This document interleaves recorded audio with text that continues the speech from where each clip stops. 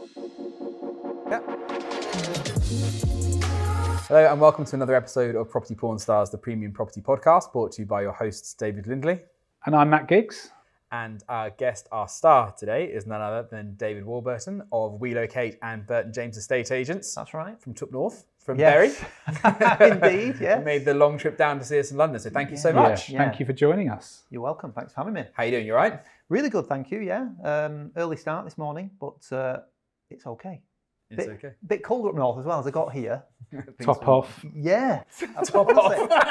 Yeah. Sun's out, guns out. Sun's out, guns out. Taking the porn star brief very seriously. Yeah.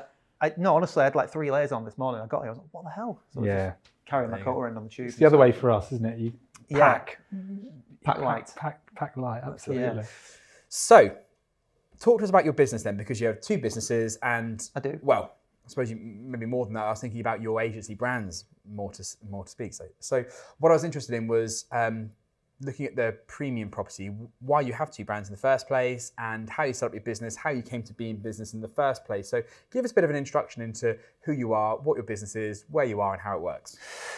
Okay, yeah. So I've got the two brands. One's a resi brand, and one is more higher end premium now. The premium one is more recent, so over the last couple of years that I've introduced that into the business. But I wanted something completely separate to what I'm doing right now. So, I started off in the corporate world. I was part of Your Move, which was a really great education.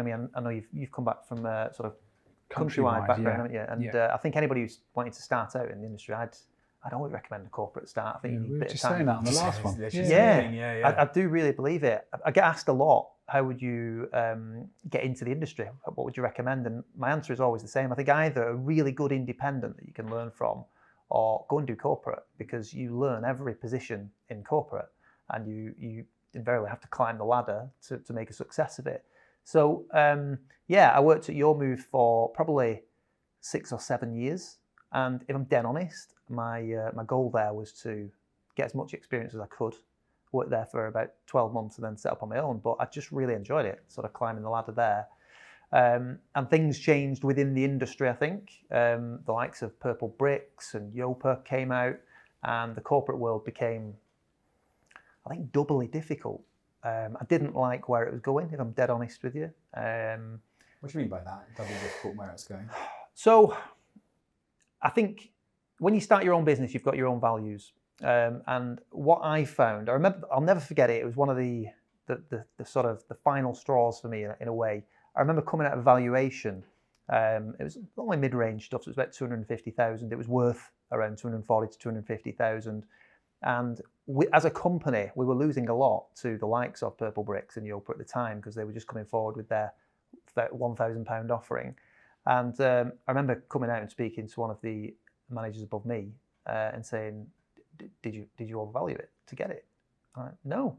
So we'd sort of said, how much was it worth? 250,000. Yeah. Did you value it at 270? I said, no. He said, you need to start doing that to keep winning the instructions, because that's what's happening now. And it just doesn't align with my beliefs. So I just didn't like that anymore. And that was kind of the thing that I wanted to move away from and start my own brand. But going back to that, apart from that, I think it's a really good footing in the industry. I really do, corporate world. I think the corporate world, it's a machine, isn't it? There's a lot of people to pay. Yes. There's a lot of overheads. Yeah. So you have to... Statistically driven, which you should be, but for a lot of the wrong reasons, in my opinion. But anyway, so I decided to have a go on my own. So I set up my resi brands in 2016. But at that point, naively, I thought that that's where it was going. £999 fees, sometimes £749 introductory fees, no sale, no fee. You weren't the only one that thought that at the time. Yeah. Well, I know you've had James and Ian on the podcast as well. Yeah, already. both. Funny enough, all 3 of you. Yeah, it's exactly the same. We've all come from the same sort of background. Probably about the same timing as well. Yeah, exactly. Can't have been that far off. Yeah, exactly that. So, I started that off, and it was just there were 3 of us at the time, and it was just the usual thing: door knocking, dropping leaflets as fast as we could do them. The instant valuation tools had just come out at that point, your Valpals and things like that. So they were really good actually when they first. They're still pretty good actually for capturing data, but for a certain market. And we just had these valuation tools running. We were getting lots and lots of leads through, and things started really well. You know, we were listing very, very well in our first few months. And from the outside looking in, you know, people thought I'd made it. It was like, oh my God, you're flying. But on the inside, I was dying because you just can't make it pay. You just cannot make it pay. So that went on for probably 2 years. And I made a terrible decision as well early on it felt like we were growing very, very quickly. And I started to recruit heavily. So I took on 3 or 4 more staff. And before you know it, my overheads were at a stupid rate. I couldn't handle it and ended up making redundancies, which was probably the worst periods of my life. Hated it, working life that is. And I just went back to basics to what I knew and started valuing properly at percentage fees, changed the proposition completely. And therefore we went a lot better. I had to part company with a couple of people along the way, which was a tough learning curve as well. But it was a learning curve, and I think that you've got to get through adversity sometimes, don't you, to come out the other side and do 100%. Well. So so that was kind of the WeLocate journey. Was WeLocate the brand that is it the same brand where you were doing the lower fees as well, and then you changed the business model, or was it a new company, separate company? Yeah, it was the same brand. Okay, so the same brand. So we just changed it. I literally just changed overnight. Everything. What was that like? It's going from almost like one strategy to the polar opposite. A massive weight off my back, if I'm dead honest with you. Good. Because I'm much. We'll probably come on to this when we get to the premium side of it, but I'm much more now quality over quantity. I don't think that having a huge number of instructions, when you do, you'll always be fighting at the bottom end. You'll be bottom feeding with the rest of the other agents, going out looking for the 0.75% fees, £1,500 fees, and it's not a nice place to be. It isn't. I just don't think you can service the clients with that level of instructions and people to look after. So I think the client loses ultimately. And obviously coming from a corporate background, I had that, as much as it was my brand and I wanted to look after the client, I wanted every review to be perfect, a perfect sort of listing. You still have that mentality in the background.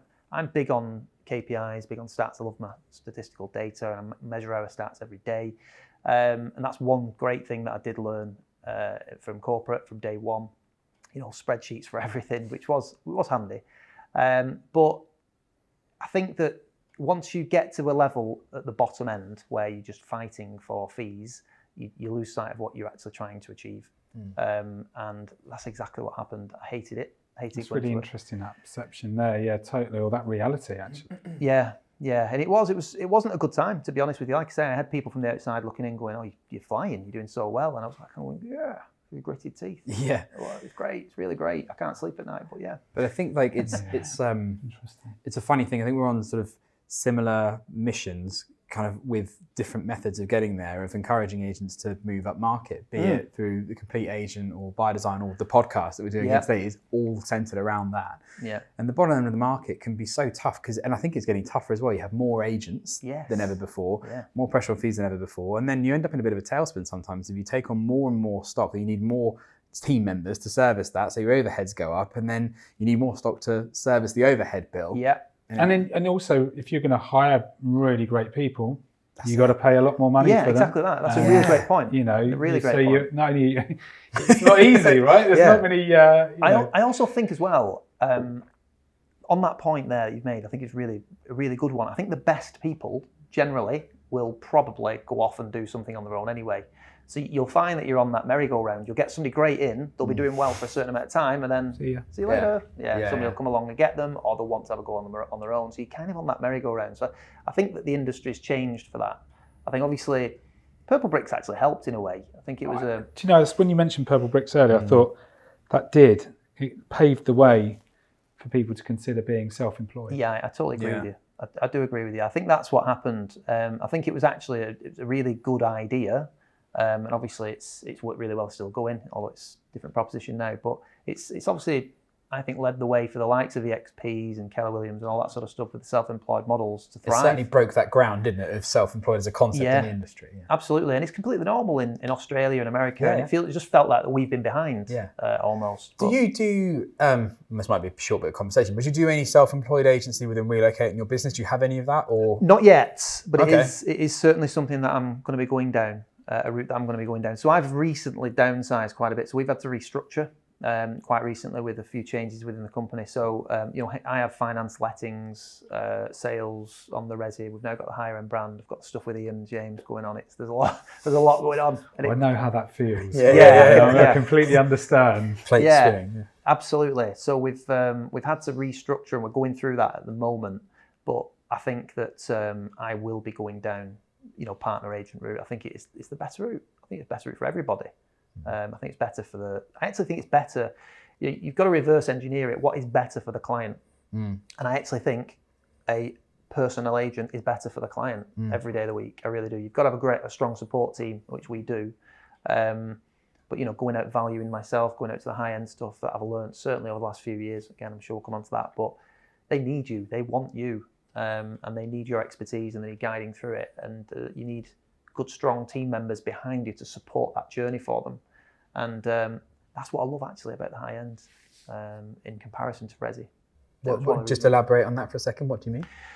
Well, I dare I say, so at the higher end of the market, I think you get a more appreciation for what you're trying to do with less friction on fees in particular. So if I go out to a valuation, I mean, I'm obviously up in the north, so at sort of £250,000, £300,000 for a 3 or 4 bed semi or a detached home, I think they just want to know mainly what the house is worth and what you're going to charge. Don't get me wrong, we do the same thing on every single home that we list, and we are very much quality over quantity. But it's such a battle, like I say, at the bottom end to command that higher fee. It just is. Whereas at the higher end, I heard somebody the other week they were sort of saying, I've been out to a 650, it's a friend of mine who used to work in agency with. I went out to a £650,000 house last week, which is a good value for where he is. And he said, I was able to do a 1% fee. I went, wow, you've dropped your pants. Yeah. For what reason? Just for the value of the home. That client wants servicing in a better way. A lot of the people at the top end of the market are time poor, and they want a great service, and they are prepared to pay for it. It's as simple as that. And it's a nicer network to be involved in, I think, because they recommend you to other people quickly. The people that you're showing around the property generally have houses to sell and things like that, and know other people. And it's really enabled us to grow our network very, very quickly over the last couple of years. Yeah, it's an absolute game changer. Yeah, and you're right, even statistically speaking, about the fees across the country. So Simon Ledbetter is someone who runs Unchained Marketing, and we did a lot of work with him. He has a Voice of the Agent survey, and he measures this fee level across price brackets. And the very bottom of the market is actually slightly higher, because you have more fixed fees, but then it comes down again to where the average price point is where the lowest fee point is, and then goes up quite strongly, quite quickly up. And that's why the premium market is so attractive. You get the high value, higher commission percentage, less resistance on fees. And it's really interesting what you said there about almost streamlining through their networks. So if you provide that service, you're going to get the recommendation because they socialise together at their golf club or dinner parties. Yeah, absolutely. And that's really where you need to be. Ian actually made a great point last week on our podcast, I think it was, but he said, if you're getting recommended on Facebook, I listened to it. I think it's terrible. I don't know where this is going to go, because I'm probably going to repeat the same message, but go on, finish it. Yeah, he said if you get recommended on Facebook, they're probably not your client. Yeah. Your clients are hanging out in the golf club and places like that, and nice cafe bars and cafes and shops and things like that. That's your type of client. It's a different network. Yeah. And he is spot on. They look for the right agent. They are aware of what they need. I think the Facebook ones, when you get tagged in and you're like, and they're going, does anybody recommend? And you're like, it's nice to see your name recommended, but the first question they always ask is, what are your fees? Of course they do. Yeah. We get tagged a lot. What's your equity? Tell me that and I'll tell you my fee. you know, I joke, but I say to my guys, be polite, but, you know, let's move into the market that we want to be in, which is what I'm really interested in hearing from what you've just said. Is I think, imagine if every agent just went, what kind of clients do you want to work with? What market do you want to work in? What value do you want to give? And what do you think that's worth to the client? Tell us about that, your tangible value, the service, the marketing. Start there and then fucking hold it. Yeah. Right? You know, I'm saying to my guys, no more negotiation. No more negotiation. There's always that, well, you know, there's that one that we're going to sell it quick or we'll get this. And it's like, don't care, lose it. Let's focus on what we deliver, who we want to work with, the kind of, and it's being that certain, that clear. You build around that. You build the skills, the questions, the approach, the marketing, the add-ons, all of the things that market appreciates. And then, like I'd say Ian's done, you start to attract that particular clientele rather than you go outbound. Yeah. It's inbound. Yeah. I think the other thing I would say at the top end of the market, which I've really experienced, is I am often the only agent out. So, I mean, we use a lot of direct mail and stuff to get to our leads and valuations. So that massively helps. But I think from the ones that are seeing what you already do, you know, so that, and the consistency in your proposition, I keep speaking to loads of people about this, that, you know, some will say, we didn't do a video on that one because we didn't quite get the fee. And I'm thinking, well, that's why you're not getting the fee, because you're not consistent in your approach every single time. So it's, you know, for us, it's they can see that we give a twilight on every single shot. It's every single shoot. It's a brochure on every single shoot. It's a proper cinematic video on every single shoot. It's a copywritten description on every single shoot. Everything is the same, and it's high level. And I think the minute that you drop your standards, that's when you're on a slippery slope, because you'll do it on the next one, then you do it on the next one. So I take your point. I've tried to drill that into loads of people in the past. Just stick to your guns. But do you think there's an element where some people should just work in the lower end because they want to work, or they like to get volume, be the top person in the sales office or whatever, and actually, you know, that's just, you kind of figure it out over the years. What's the market you want to work in and why? And then you reverse engineer it, and what does the actual customer really want and why? And then you find there's the alignment. Yeah, absolutely. Totally agree with that. Yeah, good. Yeah. And do you have a difference in fees between your resi business and the premium business, or how does it work? Yeah, so because I'm covering both at the moment, so I have a strategy that I go through. So it's 2% plus VAT on the high value homes, and we have a 1.5% plus VAT on the resi. Now, the way I present, it doesn't matter if I'm going to and I don't go to many, but as an example, an extreme, if I went to a 2-bed flat or a 5-bedroom barn, I'll present in exactly the same way because I'll present both brands. And the reason I do that is to offer context to what we offer on the other brand as well. Because again, we changed that up. Because what I also found is with my Burton James brand is that we were doing this high level marketing, but we were also getting amazing responses and amazing feedback. And as I said to you, the fees are just much easier to come by when you're delivering a premium product and you're targeting the right client base. But once I've done my pitch, so I've said this is what you're going to get. We've got a home stylist. It's going to come out into your home, or rather, on the Burton James brand, we have a home stylist who'll come out into your home. She'll give recommendations on how to set up your home, ready for photographs, ready for videography. I always say to the client, you know, you've got to get into your head. You're no longer selling your home. You're selling your buyer's next home. So we need to present it that way, give the lifestyle that this home offers. We're then going to do professional photography. She'll turn up on the day. The lifestyle person will turn up on the day, a couple of hours before. We're going to do professional photography. We do professional videography. We do it presenter-led. It'll be me. I'll show you some examples. We're then going to send all that off and have a copywriter will write a full description for you. And then we're going to produce a really nice brochure for you that's tangible for your client. And then I'll sort of say the reason I'm telling you all this is because our other brand, WeLocate, is a watered down version. But what we've done is kept all the key components of that offering for you to benefit. Because it doesn't matter if you're selling a 2-bed terrace property or a 5-bed barn conversion. My job is the same. I've got to get the most money for your property. So the elements that we've kept are the lifestyle appointment. So we still send somebody out to have a chat with you about all that. We've kept the professional photography. We've kept the videography. And we're going to make it look fantastic for you. So a I am considerably more expensive on both brands in my area. So even at 1.5%, you know, the local agents there are charging 0.75 and 1, so I'm often double.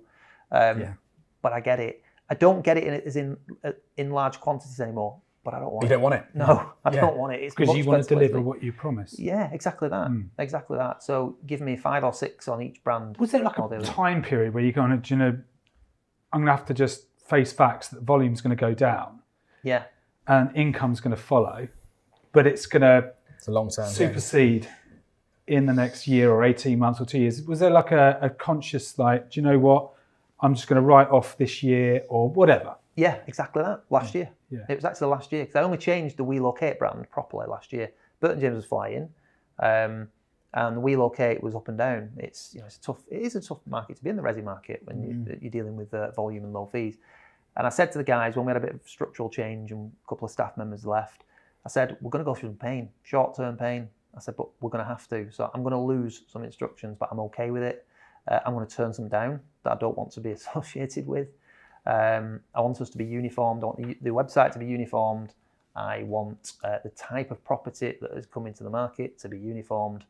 It's going to take us probably 6 to 12 months, I think, to get there, but we'll do it. And it's probably happened quicker than I thought. Don't get me wrong, we get the odd 1 or 2 where, you know, I think we might have to take something. You've got to keep cash flow going through. But the majority of our listings now on that brand they're all uniformed, without question, but they're all the type of house that I want to attract.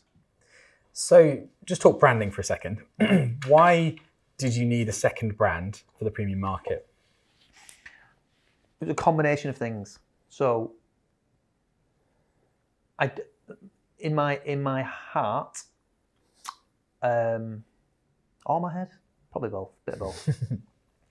I knew it wasn't a premium brand. It looks like a mid-range brand. That's the WeLocate. Yeah. So our branding from day one, like James Kendall showed me his branding from when he first set up. He loves showing people that. Oh, it's like he was an expert on clip art. He was. That's what I said. The word art. Yeah, he was. Yeah. So he shifted his mentality massively. Yeah, and he shifted the brand. Yeah, do you know what? He's done it so well. But I think he had his name above the door, and that was the difference. I think. Yeah. So with the WeLocate brand, and the reason I set it up was to compete in the resi market, and it was set up as a low fixed fee model. I was able to change that to a percentage model, and it's done all right for the last few years, which is great. But in my head, I couldn't get past the fact that it wasn't a premium brand. It just isn't. I just know it's not. Yeah. So I wanted to start again. I didn't want it to be associated with that at all. So I just completely started again. Just rebranded. How did you come up with the name? So my surname is Warburton, and the last part of that is Burton. I should have thought that, really, shouldn't Everybody asks, and when I say that, you know, it is so obvious. It is so obvious. But I couldn't use Warburton because Warburton's bread is a massive name. It's right around the corner from where I live. But it's nothing to do with me. I was going to ask. No, Really? Yes. No, I am not the billionaire David Warburton. Do you tell them that after the contract's signed? Yeah. Sorry, that's really a state agency thing to say, isn't it? Yeah.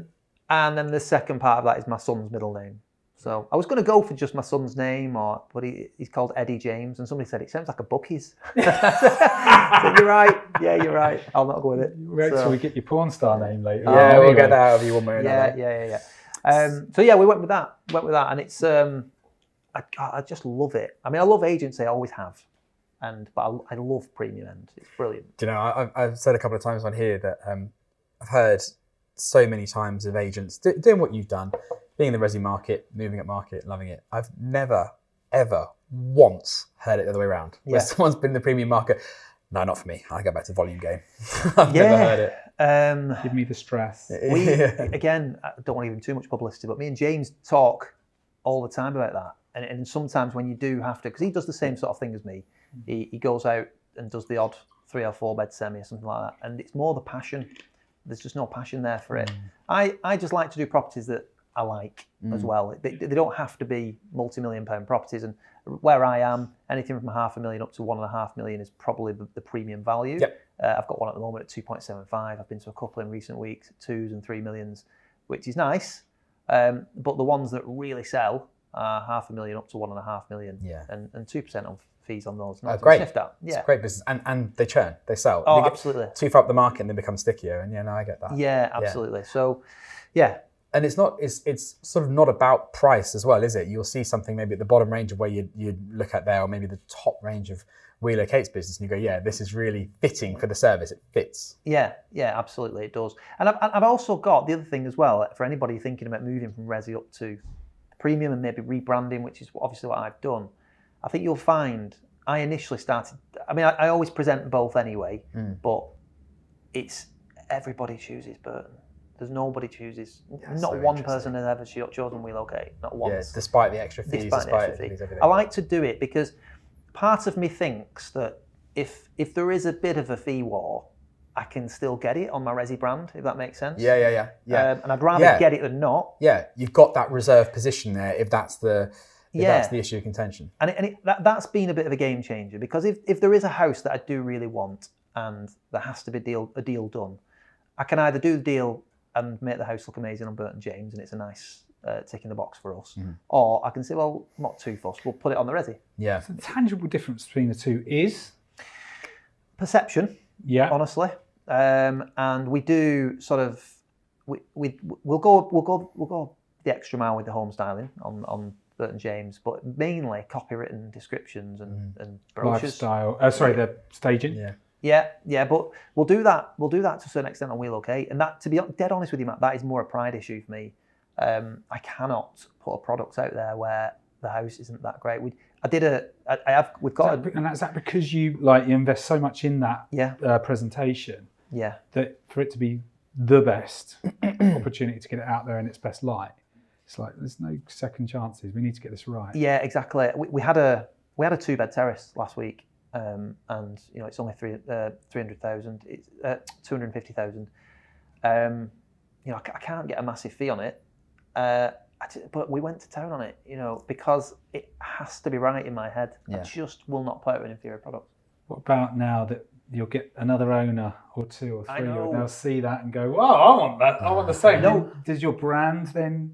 You're 100% right. You're 100% right, and that's kind of where I'm at the moment in the transition with the Resi brand, because I'm turning lots away, but then you kind of go, I can't turn them all away. Yeah. I remember working in Milton Keynes as an agent over there, and they were very synonymous to the middle upper market, and they were turning stuff away at £300,000 or £400,000 at a time. I was like, what? Why would you turn stuff away? But no, a long time later, you realise that actually there's an element there where you have to kind of protect your brand and what it attracts and who it attracts and what you're delivering as a service. But that's why I think you've got, and I really agree with your strategy. I think you've got the best of both worlds. You've got the Resi brand and the premium brand. And it's still it's still a good... Exactly. And it often happens that, and this is something that I wanted to touch on because it came up in one of the Complete Agent podcasts talking about branding, and it's really interesting with the three of you. But it often happens that the stronger your Resi brand is, the harder it is then to move that up market. That's what you want to do because more customers associate you with that residential market. Yeah. But it's really interesting in the conversation between the three of you where you've got two brands. Mm-hmm. James has moved his brand and Ian started a new brand that was in the premium market. Yeah. And Ian made a comment that I thought was really interesting. And when he said it, I was like, I disagree with him then. But then something else came up in conversation after, said, okay, I kind of get it. And he said, I think there's more brand stretch than people perceive there is in agency brands.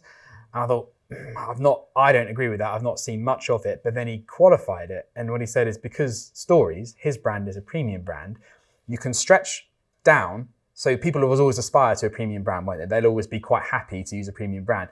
But the other way around is often quite difficult. If you've got a very strong Resi brand, it's very hard to push that up. Does that make sense? Yeah, it does. And to be fair to Ian, I think he's probably one of the only brands that I've seen out there that's done it. Yeah. I remember when we first met properly, he was actually saying to me, I'm considering not a rebrand, but adding a brand as like a prestige element to his.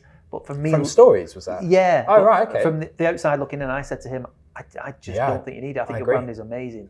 Yeah. And it is. I think he's nailed it. Absolutely nailed it. I agree. It's sad to say, isn't it? It is. It's sad to say. Don't worry, we're tonight. But again, I think you don't have to cut that out. What Ian's done is he's very much stuck to the principles. Yeah. And I think once you've done that, a lot of not the hard work's done, but you know exactly what we stand for. I think it's hard at the start, isn't it? Because if you're going to put the brand up there, and you're going to position your brand in the premium market, be that your only brand as it's Ian's or your premium brand, you've got to then define it and start turning away a bit of business so that you I think set a clear there's a journey, isn't there? guideline. Like if you talk about like Ian when he started, I think he said he'd done 1 or 2 just to get them on and get the stories out there. And stories, there you go. I've done it on Right. But the point is that, you know, when you first start a business or you first start a new brand in that, you have to face facts. You have to get yourself out there. You have to build your market to a degree and get those stories in. So it takes time before you can necessarily be 2% or more, maybe. You kind of work your way up to it. Oh, is that your experience? Did you go straight in at 2% or did you work your way up there? Strangely, we were talking about this yesterday on one of our groups. I've been 1.5 up until the middle of last year. And again, God, I'm going to give him another plug. Ian, he was another one that really encouraged me to just do it. He said, just change it overnight. Your brand's good enough. You know you're good enough. Just change it. Yeah. And I did. And I've never looked back. And I was going to change the subject. Did you want to talk about fees then? I just think that's self-belief. That's belief in what you do, your value. Enough said on that. Shall we say it through gritted teeth, but Ian's right. I know, yeah. I have to say, again, I have this conversation with a lot of agents now who reach out and ask for advice on various different things. And I'm just saying it is most definitely a mindset issue. Yeah. But you've got to get your proposition right. Like I'm always looking at sort of small ways to improve every single day. Always have done, always will do. But I honestly believe in my brand and I believe in the proposition that we do. And I believe in my own ability to be done. Does the mindset follow the proposition? If the proposition's a little bit flaky, then the mindset's not going to be there. If you're rock solid on your proposition, the mindset follows? I think so. Well, I had someone the other day, they were telling me they really believed in what they did and the value that they give. And I said, tell me about your last 5 fees, you know, talk me through that. And they negotiated on every single one. I said, that's not, you know, that's not congruent, is it? What you just said. So, but it's, and actually they gave away a fair chunk as well. So you're talking about a lot of money. When we both discussed it, they'd had situations before that where they stuck to their guns and still got on the business. Yeah. That's the other thing at the top end of the market. I think sometimes you're getting tested. I really do. If somebody's asking you to negotiate your fee, then I think they want to see how quick you'll negotiate. Because if you're going to do that with your client, what are you going to do with the buyer? I often talk to agents that top end of the market is almost more B2B than it is B2C. Great point. Largely because I suppose it is. The people in just broad brushstroke terms, they're successful people's homes. They are likely, you know, high-up companies or they're entrepreneurs, they've built their own businesses, they've created that value there. So that's the world they live in. And they want to have those conversations on those terms. Agreed. Yeah, absolutely. I do agree with that. So how do you manage you? Because you do both brands, right? Yeah. And that can be quite a challenge sometimes if you're wearing 2 hats, and I get they're so interlinked, but do you manage that through not intentionally restricting the amount of properties you take on, or do you have a team around you? How do you manage it? I'd be lying if I said it wasn't difficult. It's been a really tough sort of 6-12 months changing that. Because like I said, we've had a few structural changes in the brand, certainly in the residential brand, where that needs to now run itself, and it does involve me too much. And as we all know, you can't do that. I've got it to a stage where it wasn't doing that, but then we had some changes. Because again, we've got lettings. The lettings business grew quite quick. I realised that some of my systems and processes were flawed, that I needed to go back to the drawing board with that. And I'm now coming out the other side, which is great. And I'm ready to take on somebody to do that. But the letting side or the whole of your core brand side? Yeah, the whole of the core brand side. So I've got lettings hopefully structured. By the time this comes out, it'll be all fine. Let's cut that out. Lettings is great. So that's going really well. But yeah, it needed to change. But I knew, Matt, you said it before, I just had to take a step backwards to take this huge step forward.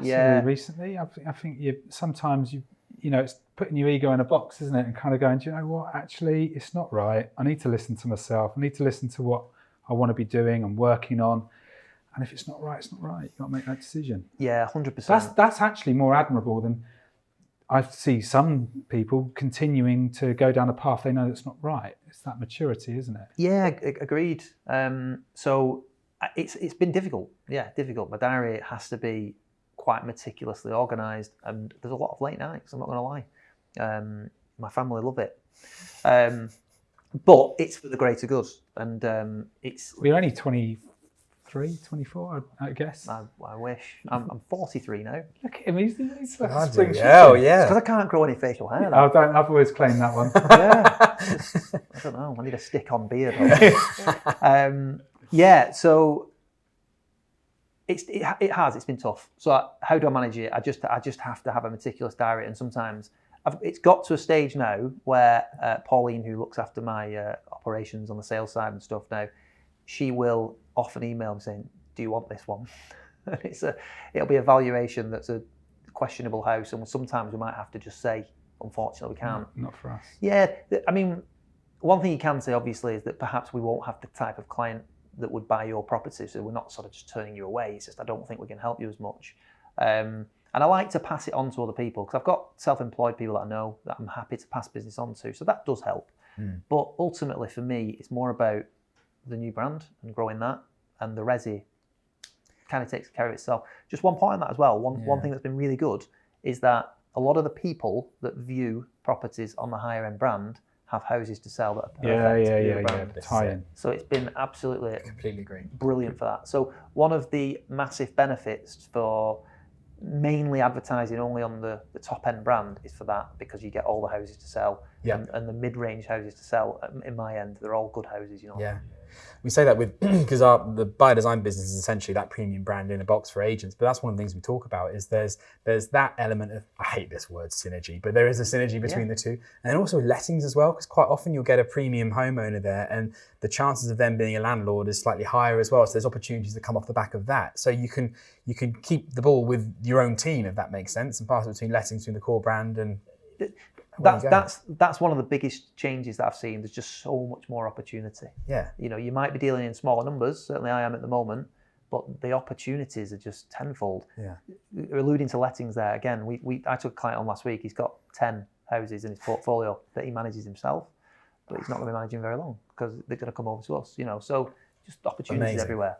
How do you? Because anyone listening to this might be focusing on just being a self-employed agent or just having the sole focus of being a premium agent. It's like looking in the mirror. And well, I mean that, not the facial hair part, but I'm on about... You were complimenting him a minute ago. But someone said to me last year, the man who chases 2 rabbits catches neither. I saw that recently. And that really hit me quite hard last year, because I've spent a number of years chasing lots of rabbits. Not because I didn't believe in those things. And it's sometimes, Gigs & Co was massively successful, and it still is today, because of the focus and the commitment and dedication that I put into that sole focus. And I think sometimes one of the difficulties are when you see opportunities and you've maybe enjoyed success in your initial brands and it's gone really well, as you sometimes fool yourself with thinking it's just going to happen with everything that you do. Yeah. How do you make those decisions to divert back and go forward again with a bit more clarity? Because I know that I've had to do that over recent years, and it's a tough battle to face sometimes, because you want to make it work, but you haven't got enough time maybe to dedicate to these things. I'll tell you what I've done recently. I've done a lot of soul searching, trying to think about what I want. And I haven't, when I was in my 20s, so I went through my work history, it was only up until 29, 30 years old that I found what my calling, which was estate agency and what have you. But I've been in property since I was like 20, 21. I loved it, knew what I wanted to do. But throughout my 20s, really, I was very money focused. I was only ever thinking about what it was all worth to me. What could I find that would pay me and make me successful? I never wanted to be in a 9-to-5 or anything like that. I always had ambitions of doing something worthwhile, self-fulfilling. And then it's only when you get a bit older and you have children and things like that, you start thinking, actually, that's not all it's cracked up to be. And you actually start to see the successes that, the finances that your passions and your ambitions bring. And then you start to make changes based around that, I find. So I think what I'm trying to get at is I started looking at think, where do I want to be in the next 10, 15 years? And what's going to get me there quickest? It's not by having a huge spread that I can't control. Because what you've just said there, it is once you've got 4 or 5 things going on, you become decent at all of them, but never great at one. And I think it's really important to find that one thing that you're passionate about and just go for it. And for me, it is more that premium end. So did you kind of like prioritize that passion? Yeah. To then go, that's where my main focus is going to go going forward. Yeah. And you kind of shape your diary around that. And yeah, exactly that. I felt it had to be that. And but like I say, as soon as I started to do it, and I held off doing it, I must admit, I set the company up and then it didn't happen straight away. And one of these, I don't know whether you're the same, but I will do things on a whim, but I like to look into it first, research, make sure it's all right, and then I'll go. So it took me a while to get going, but one of the reasons I didn't do it straight away, actually, I'd learned to hold back a little bit, because I knew that as soon as I started, I knew I could make it work. I would be so busy with it that then that would start to affect and impact other parts of my life and my business. And it has, but it's only just over the last sort of 12 months I've managed to curtail that and manage it a lot better. But I think I'm answering your question. You are, no, you've prioritised your passion. Yeah. So in other words, you've got several businesses, but there's some you get more excited by. I mean, yeah, in the nicest possible way, I've got a lettings business who manage nearly 200 properties. Oh. But you couldn't keep me further away from that if you tried. Yeah, I'm the same. Right? And the ladies in there, I love them to bits. Amanda and Nadine, you're brilliant. But I absolutely have no real interest in it unless it's helping a developer talk about their long-term ambition with investing. Yeah, I like talking about investing. I like talking about property portfolios. I've got one myself, and we do developments as well. I've got it all. I like it. I really enjoy it. But I don't want to know if Darren's boiler's broken down at number 10 Smith Street. I just don't want to know. And those are the problems that lettings bring. So it's a great answer. Prioritise what you're passionate about, put your energy into that, really get your focus in on that area, because it's going to give you something more tangible to achieve. You got to. Yeah. Well, you kind of took my next question away there, which was what the future holds. I'll come back to that in a second. But throughout all the conversation there, it's been such an assumptive, like, yeah, so I've got to focus more on the premium, and yeah, the core brand's going to be doing this and managed here. Like, what made the decision so clear for you to spend your time more than anything else in that premium end of the market? What was the driver there? More than financial? Yeah, I think so. Well, actually, the two go hand in hand. I love the game. I love property. I just do. And I love helping people to move house genuinely. It's not that's not the old cliche. I just do. I just really enjoy helping people out. And the two do go hand in hand. You can't have low quantity and make resi work. You just can't. Yeah. Whereas with the higher end market, you can. And I could see other people doing it, and I just thought, why can't I do it? I've dabbled in it before. We did a few when I was at Your Move back in the day, but I'd never done it consistently. And I knew, I've got a lot of successful friends in that arena, playing in that arena. Yeah. I know a lot of people. I just thought, what am I doing? I want to do it. I want to move on and concentrate my expertise in that area. Because yes, let's be honest, the financial rewards are much greater, but it also helps me to achieve the lifestyle that I really, really want. And that's kind of what I was getting at before. I've looked ahead for the next 10 or 15 years. Yeah, I genuinely think you only do it once you get to sort of in your late 30s, 40s. You start looking at it going, hang on, it's not. Things happen in your life, don't they? Without trying to sound too miserable, things do happen in life, and it makes you start thinking, do you know what? It's not all it's cracked up to be. No, 100%. We've had a few things in our lives recently that have not been great, so it just made me start thinking about moving forward. What do I want out of this? What do I really want out of this? And I felt it was one of the best ways to go forward. And it's certainly, like I say, they do go hand in hand. The financial rewards are much better, of course they are. But for me, it was a lifestyle choice more than anything. Yeah. I speak to a lot of agents as well that it's like a progression. Dare I say it's to burn out with the resi market. I agree with what you're saying. You can't do that on small quantities, but then there's just the burnout with that, and the next level of challenge that comes with the premium homes as well, because they are much more unique, much more difficult to value. They have their own set of quirks and challenges and nuances, and that's the next challenge in a progression, I suppose. Yeah. Do you know what else I love doing though? I just love doing the videos. Well, I was going to ask you about this, because and I suppose what you're doing lines up with what your strategy is, because you're very much out there front and center with the presenter-led video tours as well.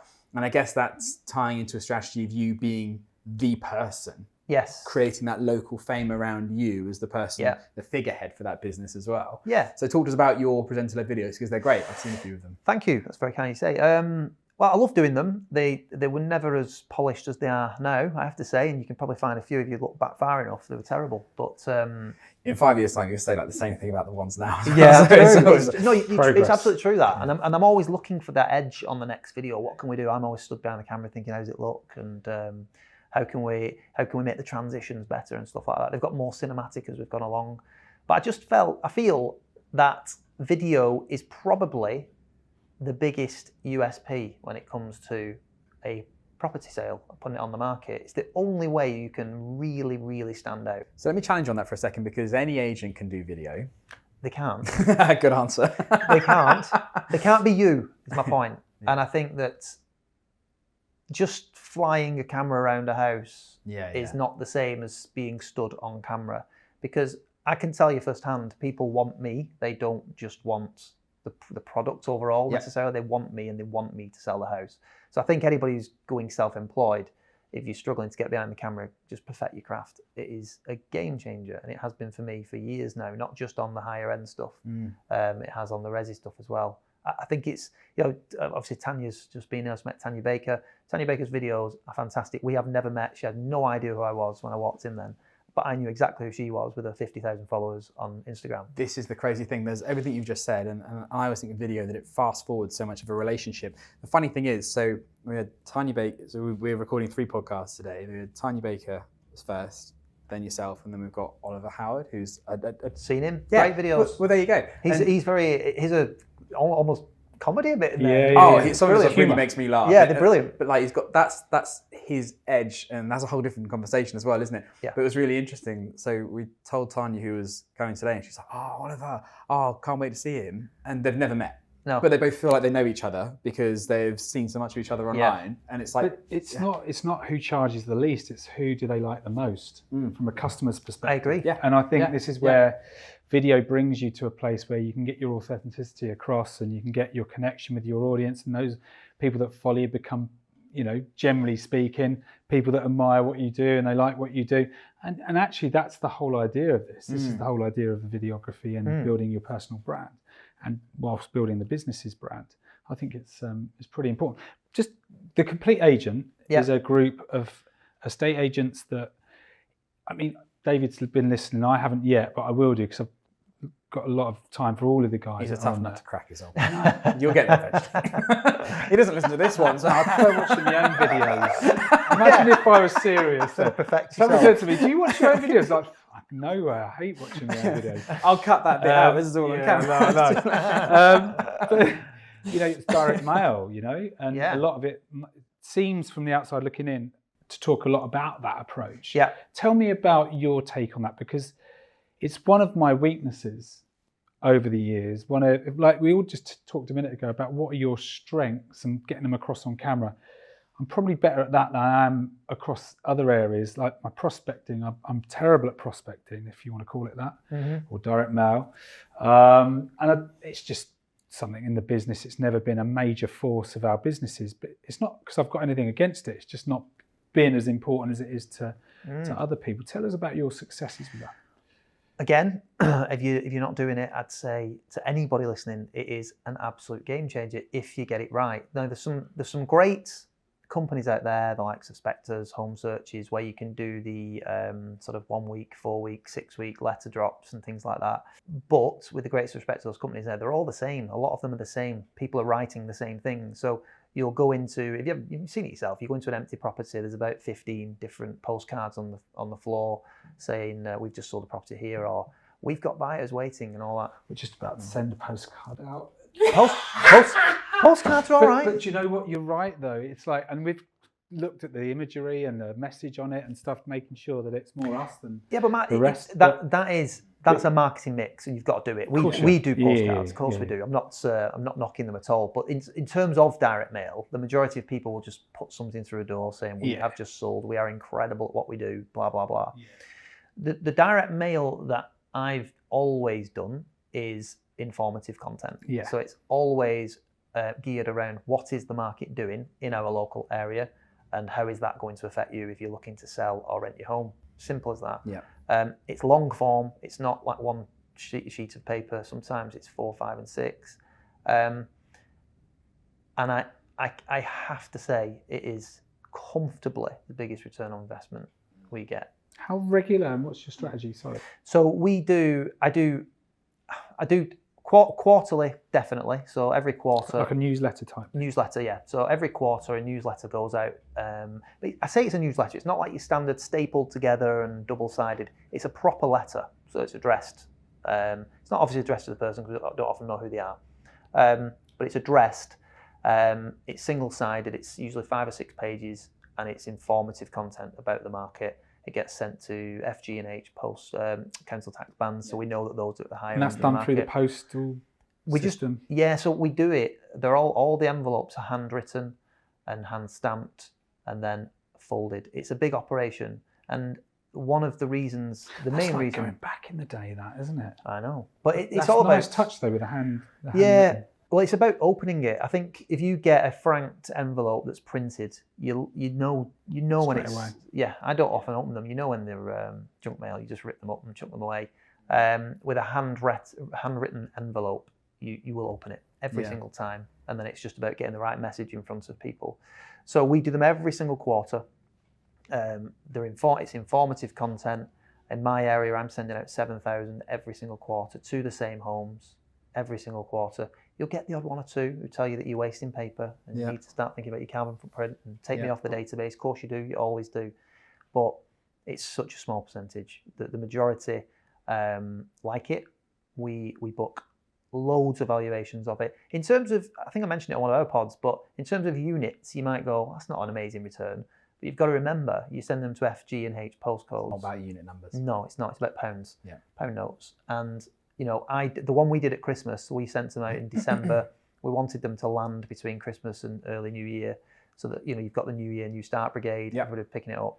I went to in excess of £20 million worth of properties on the back of that letter campaign. Do you mind sharing roughly how much that costs you per year to do that quarterly like that? Yes, roughly speaking. Anyway. The one that I did at Christmas, I've actually increased my area. So the one that I did at Christmas was about £5,500. Yeah. So obviously times that by 4 over the year, but I've just increased my area. Yeah. And I would increase it more if I could. Yeah. It's that good, the return on investment. And then what do? Do you get everyone in the office together, folding, writing, Who's got the neatest writing? Yeah. Do you know what? We're all not bad. God, mine's dreadful. Yeah. I'm not just doing that like making a bad cup of tea so nobody asks you again. Yeah. That's the trick. You know, my writing is generally pretty poor. I actually had my family writing out letters. Oh, a bit of child Christmas. labour, brilliant. Nice one, there you go. I said that is genius. Well, yeah, they were Jess, all. my eldest got very neat writing. The trouble is, Matt, none of them passed the test. There was only one. I think my mum.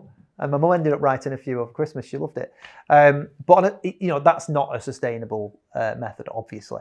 But if the majority of people we speak to, they just cannot fathom getting out 5,500 letters every quarter, handwritten, hand stamped, folded, signed out. They just can't get their head around it. So you've got to have a system, and you've got to be prepared to put the work in. Now my system's a bit slightly different to James and Ian's, but we all do the same. Even the principle of it. Yeah. So for me, I look at the end goal again. I always look ahead. So the next one's going out in April. We're already well on the way to writing all the envelopes for April. So as soon as the letter is written, all that we'll be doing is folding them. And generally, what I do is we turn the phones off for a few hours. All 5 or 6 of us come in. I get the pizzas in, put some music on, and we start stuffing envelopes. And it's a bit fun, to be honest. Yeah. Changes it up. Yeah. So you're just doing it daily. So if I said to you, you've got to do 7,000 envelopes this week, you'd be like, oh my God, what with phones ringing and everything? Whereas if I said to you, you need to do 30 a day. Yeah. Becomes manageable, Game changer, yeah. So, and there's other ways of doing it. The writing, generally, I know we're joking about it there, it can be a problem. If you've all got crap handwriting, then what are you going to do? There are ways around it. I know James found one which was really useful. So there are things. Well, like an online service where they write it. Yeah, exactly. So Ian again's done it. He's outsourced it. It can be done. It's not hard. It's just getting organised. But I cannot tell you, and I don't care. I'll always it's good. bang on about it. I'm dead passionate about it. Yeah. If you can find the right message in your letter, and you can commit to sending them out, it'll transform your business.